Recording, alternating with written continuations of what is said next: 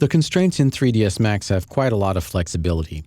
In some other programs like Maya, when you assign a constraint to a transform channel, that's it. You can't animate the object in the traditional way.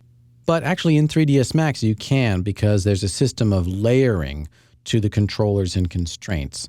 And that kind of happens for you by default. It's very convenient. Right now, I don't have any animation on the cylinder proper. I've just got some link constraints.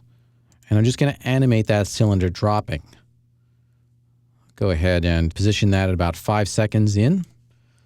Select that cylinder, and I want to keyframe it. You notice these keyframes here now? Those are the link keyframes that correspond to the motion panel targets here. I want to keyframe the position and rotation for the cylinder at this point in time at 5 seconds in. I'll go to my key filters and turn on position and rotation. I'll enable set key, click the skeleton key, and now I've got position and rotation keyframes at that point in time. Then I'll just go a little bit later, maybe about 15 frames later or so, grab the move tool and position the cylinder, and maybe I'll rotate it too a little bit, and click the skeleton key again.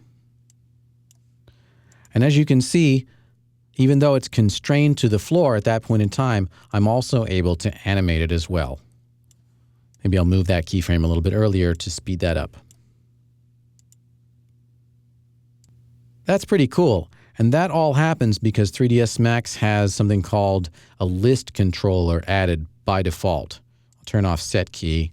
I'll go up here into the motion panel to assign controller. And you can see that there's a link controller in effect. But if I open that up, there's also position and rotation controllers inside that. So in fact, I've got nested controllers there. It's a very useful feature of 3ds Max. And it makes it so you don't have to actually build a separate hierarchy in order to animate constrained objects.